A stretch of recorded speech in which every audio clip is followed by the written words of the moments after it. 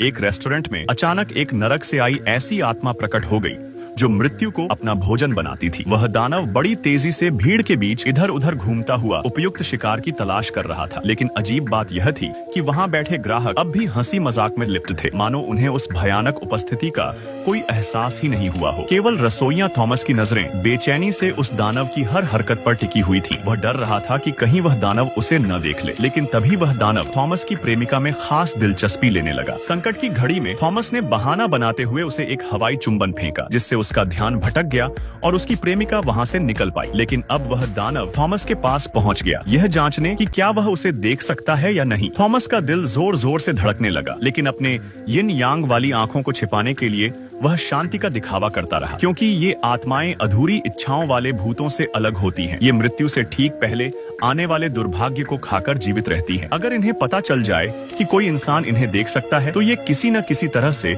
उसकी मृत्यु सुनिश्चित कर देती है। सौभाग्य से थॉमस बचपन से ही ऐसी आत्माओं को देखने का अनुभव रखता था और जानता था कि कैसे उन्हें अनदेखा करने का नाटक करना है। अपनी बेहतरीन अभिनय क्षमता से वह इस बार की भी परीक्षा में पास हो गया, लेकिन खतरा टला नहीं था। जैसे ही उसकी प्रेमिका ने अपनी सीट छोड़ी, दानव ने फिर से उसका पीछा करना शुरू कर दिया। वह उसे अंतिम शिकार बनाने ही वाला था कि तभी एक आदमी, एक सूट पहने व्यक्ति दरवाजा खोलकर अंदर आया। उस व्यक्ति के शरीर से उठती मृत्यु की गंध ने दानव को मंत्र मुग्ध कर दिया और वह तुरंत अपना लक्ष्य बदल बैठा। थॉमस को समझ में आ गया कि किसी भी बड़ी त्रासदी के पहले ये आत्माएं जरूर दिखाई देती है, क्योंकि इनकी गंध आपदा को पहले ही भांप लेती है। सूट पहने उस व्यक्ति के दिमाग में भरे शैतानी विचार इतने भयंकर थे कि एक नहीं बल्कि कई दानव उसकी ओर खींचते चले आए। वे सभी उसकी आत्मा के अंधकार को और अधिक भड़काने लगे। थॉमस ने इससे पहले इतनी बड़ी संख्या में दानवों को एक साथ कभी नहीं देखा था। यह तय था कि अब इस छोटे से शहर में भयंकर नरसंहार होने वाला है। वह जान गया कि यह आदमी कोई भयानक योजना बना रहा है। थॉमस उसका पीछा करते हुए एक शॉपिंग मॉल तक पहुंचा। वह आदमी जैसे ही एक कोल्ड ड्रिंक शॉप में गया और 2 बकेट मिठाइयां ली, सभी दानव वहीं रुक गए और थॉमस की उपस्थिति को महसूस करने लगे। थोड़ी देर विचार करने के बाद उन्होंने मानो किसी आदेश का पालन करते हुए नरक के द्वार खोल दिए और एक एक कर उसमें समा गए। थॉमस को समझ आ गया कि मामला बहुत गंभीर है। वह स्कूटर पर सवार होकर सूट वाले आदमी का पीछा करते हुए एक दूरस्थ केबिन तक पहुंचा। जब वह आदमी घर से बाहर गया तो थॉमस ने ताला तोड़कर अंदर प्रवेश किया। अंदर सब बिखरा पड़ा था। मेज पर रखे एशत्रे में 3 अलग अलग ब्रांड की सिगरेटें थीं, जिससे साबित होता था कि उस आदमी के और भी साथी थे। तभी अचानक कमरे में एक ठंडी लहर चली और एक कमरे के अंदर से आत्माओं की कराह सुनाई देने लगी। बर्फीली हवा ने सारा वातावरण जमा दिया। थॉमस ने डरते डरते जमी हुई दरवाजे की कुंडी खोली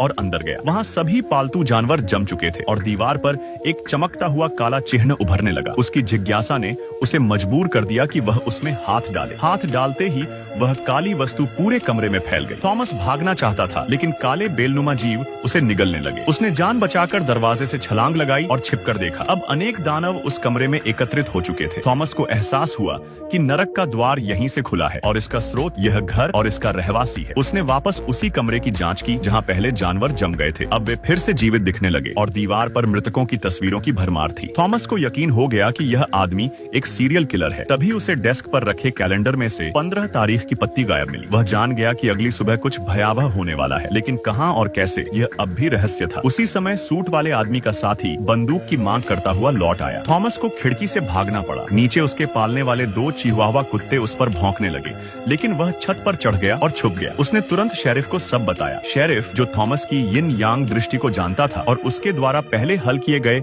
कई मामलों से वाकिफ था, उस पर भरोसा करता था। उसने थॉमस को कहा कि वह खुद कुछ न करे और नए पुलिस अफसर निक को उस आदमी की जानकारी जुटाने भेजा। शेरिफ ने कहा कि वह सूट वाले आदमी पर नजर रखेगा और थॉमस को अपनी प्रेमिका के साथ वक्त बिताने को कहा। लेकिन जैसे ही वे दोनों चर्च की छत पर भोजन कर रहे थे, सूट वाला आदमी वहां पहुंच गया, इस बार बेहद क्रोधित और विकृत रूप में। थॉमस उसे देखकर सहम गया और प्रेमिका को लेकर चर्च के अंदर भागा। जैसे ही वे एक गुप्त दरवाजे से बाहर निकलना चाहते थे, एक यीशु की मूर्ति कांपने लगी और उन्होंने वहां से भागकर स्कूटर पर बैठते हुए जान बचाई। शेरिफ जब वहां पहुंचा तो सब कुछ तहस नहस मिला, लेकिन सूट वाले आदमी का कोई नामो निशान नहीं था। कोई उंगलियों के निशान भी नहीं थे। हो सकता है जो थॉमस ने देखा वह जिंदा आदमी नहीं था। जैसे ही वह अपने घर लौटने लगा, थॉमस को कुछ बिना चेहरे वाले भूतों ने घेर लिया। ये आत्माएं किसी अनजानी शक्ति से अपनी पहचान खो चुकी थीं और थॉमस से मदद की गुहार लगा रही थी। वे उसे उठाकर एक जगह ले जाने लगे, लेकिन तभी पीछे से गोली चली और आत्माएं मारी जाने लगी, मानो कोई उसी उसी दर्दनाक हत्याकांड को दोबारा जी रहा हो। थॉमस भी उस दर्द को महसूस करने लगा, लेकिन फिर भी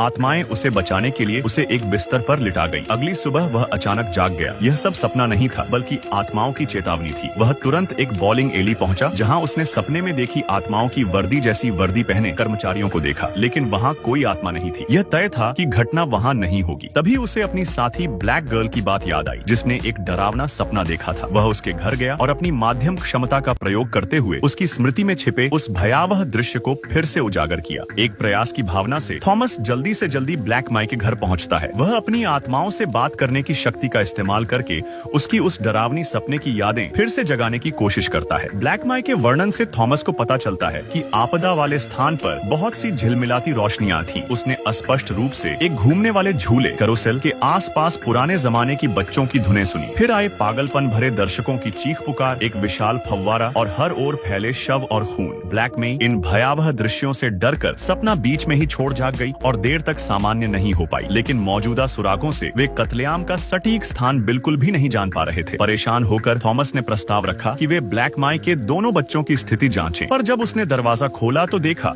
कि कई दुष्ट आत्माएं बच्चों के चारों ओर मंडरा रही थीं, मानो उन्हें बच्चों से उठती मृत्यु की गंध बहुत प्रिय हो। इन अशुभ प्राणियों को फिर से देखकर थॉमस समझ गया कि ब्लैक मी का परिवार शायद इस अनहोनी से नहीं बच पाएगा, लेकिन उसे अपनी आत्माओं को देखने की शक्ति को छिपाना भी पड़ा, ताकि वे दुष्ट आत्माएं उसे पहचान न ले और वहीं उसे मार न डाले। कमरे से बाहर निकलते वक्त उसने ब्लैक मी को जल्दी से जल्दी इस कस्बे को छोड़ देने की सलाह दी और फिर अपनी गर्लफ्रेंड के साथ घर लौटने के लिए निकल पड़ा। पर रास्ते में अचानक चारों ओर दर्दनाक चीखों की आवाजें आने लगी। देखा कि एक निर्दोष महिला नंगे पांव बीच पर भाग रही थी और उसके पीछे दौड़ रही थी दो भयंकर काली शैतानी कुत्तियां। महिला मदद के लिए चीख रही थी, लेकिन तभी वे कुत्ते उस पर झपट पड़े। फिर कुछ गोलियों की आवाज आई और माहौल एकदम शांत हो गया। जब थॉमस मौके पर पहुंचा तब तक बहुत देर हो चुकी थी। वहां एक बंदूकधारी गंजा आदमी जमीन पर घुटनों के बल बैठा पछता रहा था। वह कह रहा था कि वह लड़की को बचाना चाहता था, लेकिन गोली गलती से उसे लग गई। थोड़ी ही देर में पुलिस वहां पहुंच गई, पर अजीब बात यह थी कि निक, जो कि उस लड़की का बॉयफ्रेंड था, बिल्कुल भी दुखी नहीं लग रहा था, बल्कि वह गंजा आदमी ही एक कोने में बैठा लगातार रो रहा था, जैसे कोई बहुत गहरी दहशत उसे जकड़ चुकी हो। थॉमस ने तुरंत कहा कि वह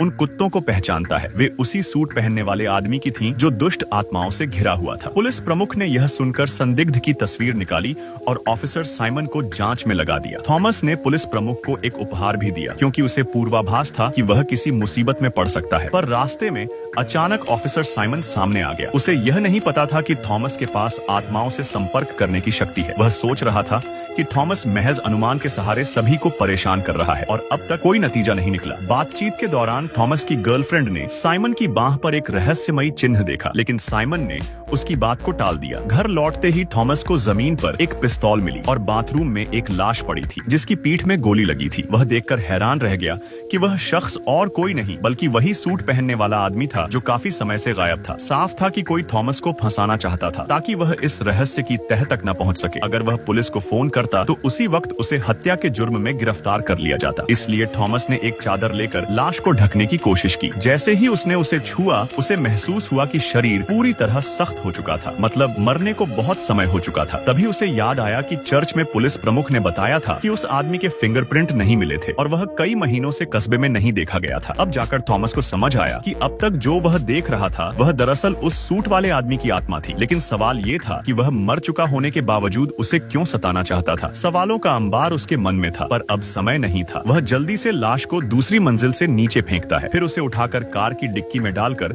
एक सुनसान जगह की ओर निकल पड़ता है, एक पुरानी जेल। वहीं एक कोने में वह लाश को छिपा देता है, पर लौटते वक्त उसे शहर की गलियों में भटकती अनगिनत दुष्ट आत्माएं दिखती हैं। यह आने वाली तबाही का साफ संकेत था। थॉमस पुलिस प्रमुख के घर पहुंचा, लेकिन वहां पुलिस कारों की भरमार थी। पता चला कि किसी ने दरवाजा खटखटाने पर जैसे ही पुलिस प्रमुख ने दरवाजा खोला, उसके सीने पर 3 गोलियां दाग दी। थॉमस अस्पताल पहुंचा, जहां उसे ऑफिसर निक ने बताया कि संभवतः हमला करने वाला कोई दल का विश्वासघाती था। सौभाग्य से थॉमस द्वारा दिया गया हार्ट प्रोटेक्टर 2 गोलियों को रोक सका और तीसरी जानलेवा नहीं थी, लेकिन अब पुलिस प्रमुख भी मदद नहीं कर सकता था। थॉमस ने फिर से सूट वाले आदमी के घर जाकर उसके कंप्यूटर से सुराग खोजने की ठानी। तभी फ्रिज से अजीब आवाज आई। जब उसने दरवाजा खोला तो अंदर तिलछट्टे थे और खाने के डब्बों में दर्जनों लड़कियों के दांत। उसकी गर्लफ्रेंड ने कहा कि वह पागल आदमी का घर तुरंत छोड़ दे, पर जैसे ही थॉमस ने फ्रिज बंद किया, सूट वाले आदमी की आत्मा सामने आ गई। घर हिलने लगा, चीजें हवा में उड़ने लगी। वह मुश्किल से खुद को बचाते हुए बाहर कूदा। तभी गैस लीक के कारण विस्फोट हुआ और आत्मा खत्म हो गई। थॉमस ने वापसी के रास्ते में महसूस किया कि उसने एक बड़ा सुराग मिस कर दिया है। वह फिर से जेल गया और सूट वाले की लाश के घाव पर एक POD नामक चिन्ह देखा, जो ठीक वैसा ही था जैसा ऑफिसर साइमन की बांह पर था। अब सच सामने था। साइमन और निक दोनों इस योजना के साथी थे। थॉमस ने अपनी शक्ति से साइमन की लोकेशन ट्रैक की। उसे पता चला कि अगला हमला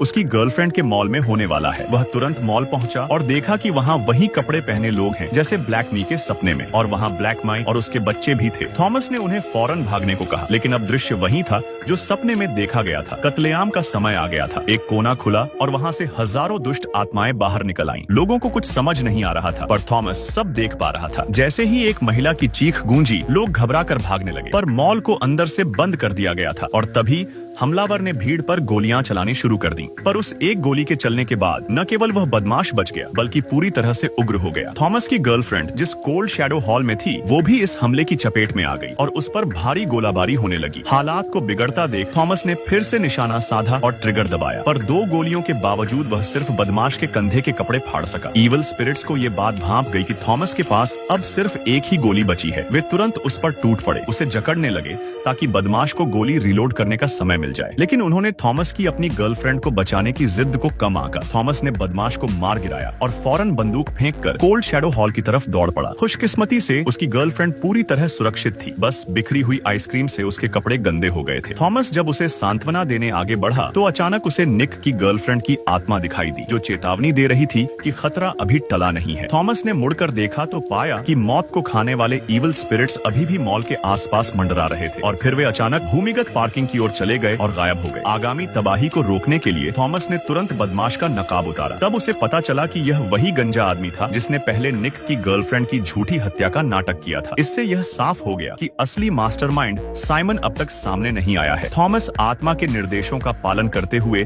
बेसमेंट में पहुंचा, जहां उसने देखा कि साइमन एक इत्र की वैन से टकराकर गायब हो गया है। थॉमस तुरंत उसका पीछा करता हुआ वैन का दरवाजा खोलता है और चौंक जाता है जब देखता है कि वैन में बमों का ढेर है और ब्लास्ट के लिए सिर्फ 3 मिनट शेष हैं। अब जब थॉमस को सच्चाई का पता चल गया, इविल स्पिरिट्स ने तुरंत साइमन पर कब्जा कर लिया और थॉमस पर गोलियों की बौछार कर दी। थॉमस को सोचने का समय नहीं मिला। वह तुरंत वैन का दरवाजा बंद कर वहां से भागने की कोशिश करता है, लेकिन एक गोली उसकी बाहरी त्वचा छील जाती है। मगर उसे यह अंदाजा नहीं था कि साइमन ने पीछा नहीं छोड़ा। वह वैन के दरवाजे से लटक गया और फिर से गोली चलाने की कोशिश की। शुक्र है कि थॉमस ने समय रहते घातक गोली से खुद को बचा लिया। हालांकि गोली उसकी खोपड़ी को छूती हुई निकल गई। गुस्से में बौखलाया साइमन ड्राइवर सीट तक पहुंचने की कोशिश करता है। थॉमस ने बम फटने का समय गिनते हुए जैसे ही देखा कि साइमन बंदूक उठा रहा है, उसी पल दरवाजा खोलकर नीचे कूद गया। साइमन, जो अब इविल स्पिरिट के कब्जे में था, कुछ समझ ही नहीं पाया और अगले ही पल वह वैन समेत सूखे नदी तल में गिर पड़ा। विस्फोट की लहरें पूरे नदी मार्ग में फैल गईं और भागने में असमर्थ सभी इविल स्पिरिट्स को निगल गईं। इस तरह छोटे से कस्बे का संकट हमेशा के लिए समाप्त हो गया। थॉमस की चेतना तब लौटी जब वह अस्पताल में आंखें खोलता है। वह पाता है कि उसकी गर्लफ्रेंड